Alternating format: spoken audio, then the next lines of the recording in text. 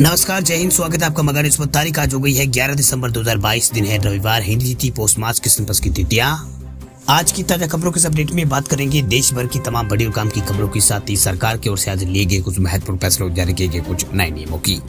तो इस वीडियो को अभी लाइक करें और चैनल को सब्सक्राइब करके घंटी के निशान को जरूर से दबा दे। तो चलिए आगे बढ़ते हैं आज की बड़ी खबरों की। तब तो पहली बड़ी खबर देखिए, पीएम मोदी आज करेंगे देश के सबसे हाईटेक एक्सप्रेसवे का उद्घाटन। मिलेगी कई तरह की एडवांस सुविधाएं। प्रधानमंत्री नरेंद्र मोदी आज भारत के सबसे हाईटेक एक्सप्रेसवे का उद्घाटन करेंगे। 701 किलोमीटर तक फैला मुंबई नागपुर एक्सप्रेसवे यात्रियों के लिए आज खुल जाएगा।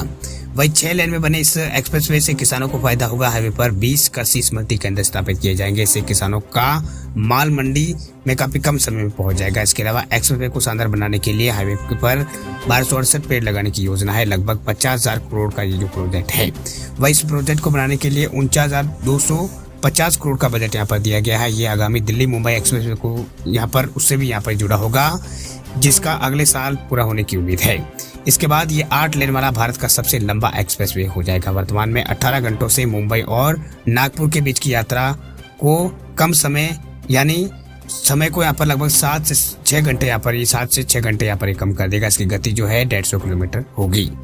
वही ये एक्सप्रेसवे अन्य एक्सप्रेसवे की तुलना में एडवांस होगा। इसमें इलेक्ट्रिक व्हीकल को भी चार्ज के लिए यहाँ पर कुछ चिन्हित जगहों पर ईवी चार्जिंग स्टेशन लगाए गए हैं। वही इस पर एक्सप्रेसवे पर मेडिकल फैसिलिटी जैसी तमाम सुविधाएं भी उपलब्ध होगी। वही पीएम मोदी आज महाराष्ट्र में नागपुर को धार्मिक स्थल शिरडी से जोड़ने वाले एक्सप्रेसवे के 520 किलोमीटर के हिस्से का उद्घाटन यहाँ पर करेंगे।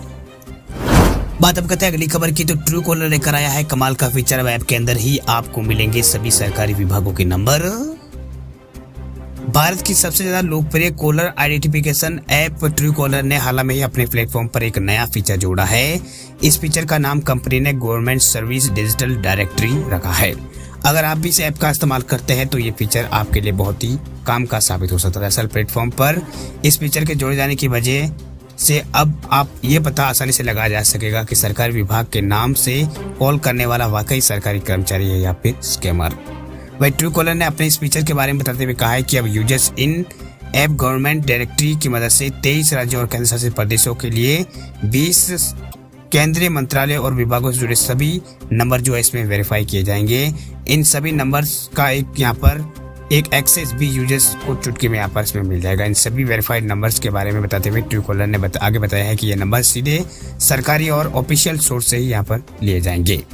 इस ऐप पर अब यूजर्स को हेल्पलाइन और इसके अलावा प्रवर्तन एजेंसी, अस्पताल और दूतावास के नंबर भी आसानी से यहाँ पर मिल जाएंगे।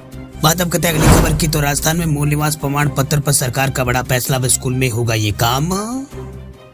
राजस्थान में लाखों विद्यार्थियों और अभिभावकों की परेशानी को देखते हुए शिक्षा विभाग ने एक पहल की है। दरअसल ई मित्र केंद्रों से छुटकारा दिलाते हुए गृह विभाग ने मूल निवास प्रमाण पत्र स्कूल के जरिए ही जारी करने के आदेश दिए हैं।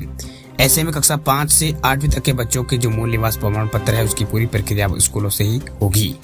वही संबंध में संयुक्त शासन सचिव गृह विभाग ने आदेश भी यहाँ पर जारी कर दिए हैं। वही सक्षम अधिकारी की ओर से जारी होने के बाद मूल निवास प्रमाण पत्र स्कूल से ही वितरित यहाँ पर किए जाएंगे। वह गृह विभाग की ओर से जारी एडवाइजरी के दिशा निर्देशों के अनुसार राज्य के सभी सरकारी और गैर सरकारी विद्यालयों में पढ़ने वाले कक्षा 5 से 8वीं तक के विद्यार्थियों के मूल निवास जो प्रमाण पत्र है वो जारी करने के लिए निर्धारित आवेदन स्कूल के संस्था प्रधान ही भरवाएंगे। वह प्रारंभिक शिक्षा निदेशालय ने इस संबंध में जो आदेश है वो जारी कर दिए हैं। इस पहल से राजस्थान के जो लाखों स्टूडेंट्स हैं उनको फायदा होगा। बात अब करते हैं अगली खबर की। तो सीनियर सिटीजन के लिए खुशखबरी। सीनियर सिटीजन को रेल किराए में मिलेगी अब छूट। केंद्रीय मंत्री ने किया है ऐलान। ट्रेन में सफर करने वाले यात्रियों के लिए बड़ी खुशखबरी है। दरअसल सीनियर सिटीजन को मिलने वाले छूट को लेकर रेल मंत्री अश्विनी वैष्णव ने बड़ी जानकारी दी है। दरअसल रेलवे वरिष्ठ नागरिकों को मिलने वाली छूट को बहाल करने जा रहा है। इसके साथ ही पात्रता मानदंड में बदलाव की बात यहाँ पर चल रही है।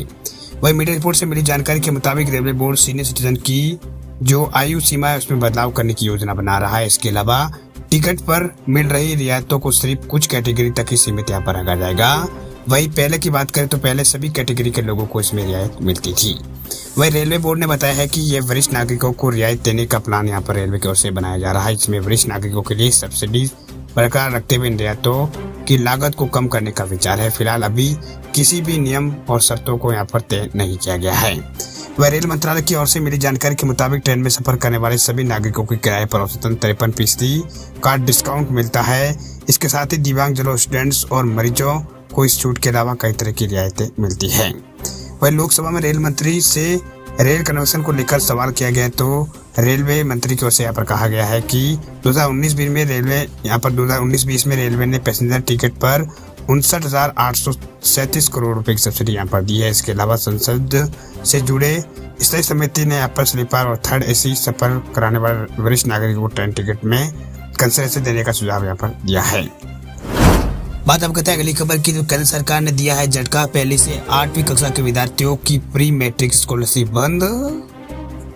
सरकारी स्कूलों के कक्षा 1 से लगाकर 8वीं कक्षा तक के विद्यार्थियों के लिए प्री मैट्रिक ओबीसी स्कॉलरशिप को बंद कर दिया गया है। केंद्र सरकार ने इस साल यानी शैक्षणिक सत्र 2022-23 से ये स्कॉलरशिप बंद कर दी है।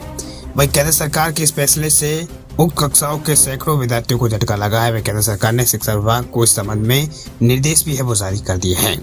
वही सूत्रों की माने तो संबंधित मंत्रालय ने तर्क दिया है कि पहली से 8वीं कक्षा के विद्यार्थियों को आरटीई के एक्ट के तहत सभी सुविधाएं यहाँ पर मिल रही। इन विद्यार्थियों को मिड डे मील दिया जा रहा है। इसके साथ ही उन्हें निःशुल्क शिक्षा भी दी जा रही है। इनमें स्कूलों में कोई भी फीस यहाँ पर नहीं ली जाती है। उन्हें निःशुल्क वर्दी और किताबें भी यहाँ पर दी जा रही है। उक्त कक्षाओं के विद्यार्थियों को सभी सुविधाएं जो है प्रदान की जा रही है। इसी कारण केंद्र सरकार ने प्री मैट्रिक ओबीसी स्कॉलरशिप को बंद कर दिया है।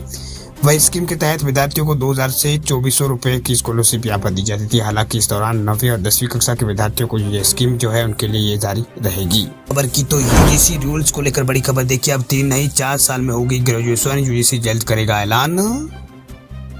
देश में शिक्षा व्यवस्था को लेकर जो राष्ट्रीय शिक्षा नीति है 2020 में दिए गए सुझावों को लागू करने का काम शुरू हो गया है। इसी के तहत यूजीसी की ओर से 4 वर्षीय ग्रेजुएशन कोर्स शुरू करने के लिए यहाँ पर घोषणा अब जो है वो सोमवार को की जाएगी। वह यूजीसी 4 वर्षीय ग्रेजुएशन के सभी नियम और दिशा निर्देश जो है वो साझा करेगा। वह प्राप्त जानकारी के अनुसार इन कोर्सेज में क्रेडिट सिस्टम लागू होगा। इसके तहत 160 क्रेडिट तक का स्कोर करने वाले ऑनर्स को डिग्री यहाँ पर दी जाएगी। वह नए नियम के अनुसार 4 साल बाद ऑनर्स की डिग्री यहाँ पर उनको दी जाएगी। लेकिन जो छात्र शुरुआत के 6 सेमेस्टर में 75% से अधिक अंक हासिल करेंगे उन्हें आगे ग्रेजुएशन स्तर पर रिसर्च भी यहाँ पर करना वो चाहते हैं तो उन्हें 4th ईयर्स में रिसर्च सब्जेक्ट चुनने का भी मौका यहाँ पर दिया जाएगा। जिसके बाद उन्हें ऑनर्स विद रिसर्च की डिग्री भी यहाँ पर दी जाएगी। वही खुशी की बात यह है कि जो छात्र फिलहाल 3 वर्षीय ग्रेजुएशन कोर्स कर रहे हैं वो भी इस 4 वर्षीय कोर्स के लिए पात्र होंगे। इसके लिए यूजीसी ने विश्वविद्यालय को कहा है कि वे एक स्पेशल ब्रिज कोर्स तैयार करें। इसके अलावा एक मीडिया रिपोर्ट में यूजीसी के अध्यक्ष के हवाले से यहाँ पर बताया गया है कि नई शिक्षा नीति में छात्रों का जो इंटरेस्ट डेवलप करने के साथ साथ उसे स्पेशल फील्ड में रिसर्च में सक्षम बनाने की सिफारिश भी की गई है।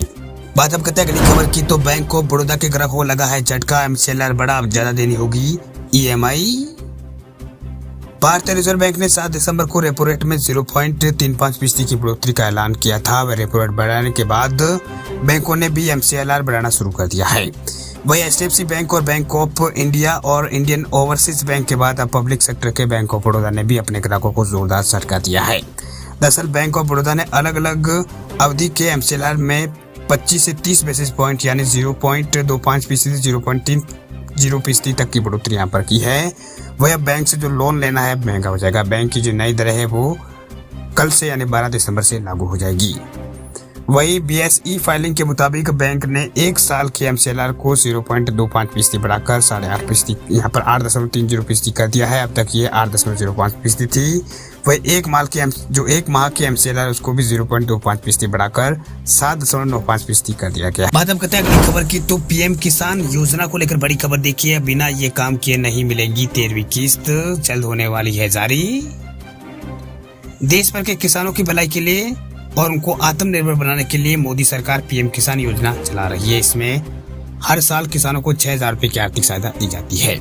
यह रकम जो है उनको अलग अलग किस्तों में किसानों को यहाँ पर दी जाती है। अभी तक किसानों के खाते में 12 किस्त ट्रांसफर हो चुकी है। अब किसानों को 13वीं किस्त का इंतजार है। मीडिया द्वारा मिली जानकारी के मुताबिक 13वीं किस्त जल्द ही किसानों के खाते में आएगी।